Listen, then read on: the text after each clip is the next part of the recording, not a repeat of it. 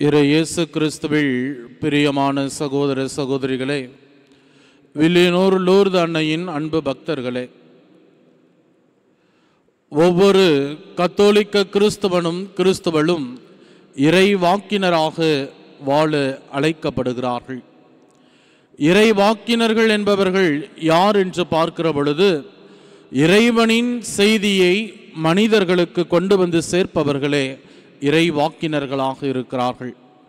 பழைய ஏற்பாட்டிலே இஸ்ராயல் மக்களிடையே இருக்க வேண்டியவை இல்லாமல் இருந்த பொழுதும், இல்லாமல் இருக்க வேண்டியவை இருந்த பொழுதும் அதை அவர்கள் கண்ட பொழுது, அவர்கள் வழிமாறி சென்ற பொழுது அதை அவர்கள் கண்டுணர்ந்து மீண்டும் அவர்கள் அந்த நல்வழிப்படுத்துவதற்காக இறைவனால் பயன்படுத்தப்பட்டவர்களே இறை வாக்கினர்கள்.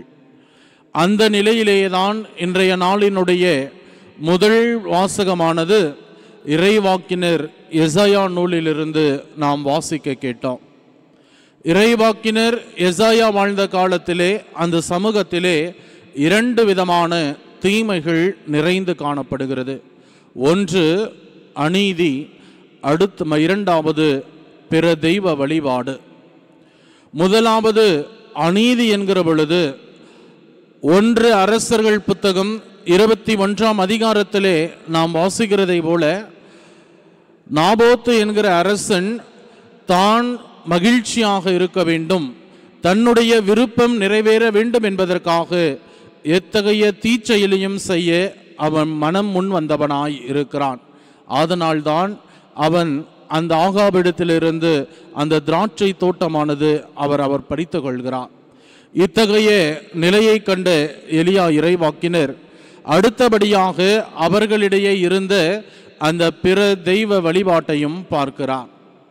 அவருடைய ஆகாபினுடைய மனைவி பாகால் தெய்வத்தை அவர்கள் வழிபடுகிற பொழுது, அவள் வந்து யாவே இறைவனை வழிபட்டிருந்த இஸ்ராயல் மக்களை பார்த்து, தன் நாட்டில் உள்ள மக்கள் அனைவருமே அவர்கள் பாகால் தெய்வத்தை வழிபட வேண்டும் என்கிற அந்த ஒரு நிர்பந்தத்துக்குள்ளாக்குகிற பொழுது, எலியா இறைவாக்கினர் அவர்களிடத்திலே சென்று நீங்கள் செய்வது தவறு என்று தவறை சுட்டி காட்டி அவர்களை மீண்டுமாய் இறைவனிடத்திலே கொண்டு வருகிற இறைவனின் வார்த்தையை எடுத்துரைப்பதாக அந்த பின்புலத்தில் அமைந்ததுதான் இன்றைய நாளினுடைய முதல் வாசகம்.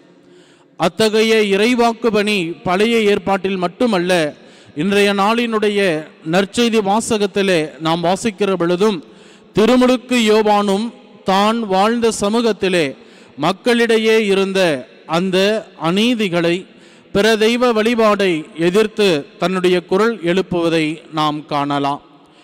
பழைய ஏற்பாட்டிலே அநீதிகள் அவ்வாறு இருந்த பொழுது, புதிய ஏற்பாட்டிலேயும் அநீதிகள் நிரவி கிடப்பதை நாம் காண முடிகிறது. பழைய ஏற்பாட்டிலே பிற தெய்வ வழிபாடு என்பது பாகால் தெய்வத்தை வழிபடுவது என்றால், புதிய ஏற்பாட்டிலே ஏரோது அரசன் அவன் தன்னுடைய இன்பத்திற்காகவும் பதவியையும் மேலுமாய் பரிசேயர்கள் சட்டங்களையும் ஏனைய மக்கள் பதவிகளையும் புகழையும் தெய்வங்களாக நினைத்து வழிபடுகிற தருணத்திலே, நீங்கள் இறைவனின் வழியிலிருந்து விலகி செல்கிறீர்கள், மீண்டும் இறைவனின் வழியிலே, இறை வார்த்தையின் வழியிலே தொடர்ந்து பயணிக்க அவர் அறிவுரை கொடுக்கிறார். அதே போல்தான் இயேசுவினுடைய வருகைக்காக, அவருடைய 2வது வருகைக்காக தயாரித்து கொண்டிருக்கிற இந்நாட்களிலே இறை வாக்கினர்களின் மெழுகுதிரியை ஏற்றி இறை வாக்கினர்களினுடைய வார்த்தைகளை சிந்தித்து வருகின்ற இந்த வார நாட்களிலே திருமுழுக்கு யோவான் நமக்கு கொடுக்கிற செய்தி, நம்முடைய வாழ்விலே நாம் எப்படிப்பட்டவர்களாய் இருக்கிறோம், வாழ்ந்து கொண்டிருக்கிறோம் என சிந்தித்து பார்க்க நமக்கு அழைப்பு விடுக்கிறது.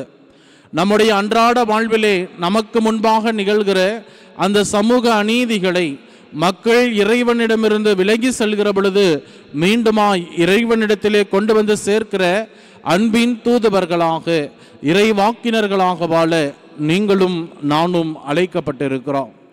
கடந்த நூற்றாண்டிலே வாழ்ந்த பேராயர் ஆஸ்கர் ரொமேரியோ இவற்றிற்கு மிக சிறந்த ஒரு உதாரணமாக இருக்கிறார். அவர் வாழ்ந்த இடத்திலே சமூகத்தில் நிலவிய அந்த அநீதிகளை கண்டு அவர் குரல் கொடுத்த பொழுது, அவர் திருப்பலி நிறைவேற்றி கொண்டிருக்கிற பொழுதே துப்பாக்கியால் சுடப்பட்டு தன்னுடைய உயிரை இருக்கிறார். இதுபோல நம்முடைய இந்திய மண்ணிலும் கூட நாம் பலரை இறைவாக்கினர்களாக வாழ்ந்து கிறிஸ்துவுக்காக தன் உயிரை ஈந்தவர்களை நாம் காண முடியும். இன்று நாம் சிந்தித்து பார்ப்போம். என்னுடைய அன்றாட வாழ்விலே, குடும்பங்களிலே இறைவாக்கினராக வாழ அழைப்பு பெற்றிருக்கிற நான் அந்த அழைத்தலை எந்த அளவிற்கு பொருள் உணர்ந்து செயல்படுத்தி கொண்டிருக்கிறேன், வாழ்ந்து கொண்டிருக்கிறேன் என சிந்திப்போம். இறைவனின் உண்மையான இறைவாக்கினர்களாய் நாம் தொடர்ந்து வாழ வரம் வேண்டி ஜெபிப்போம். ஆமேன்.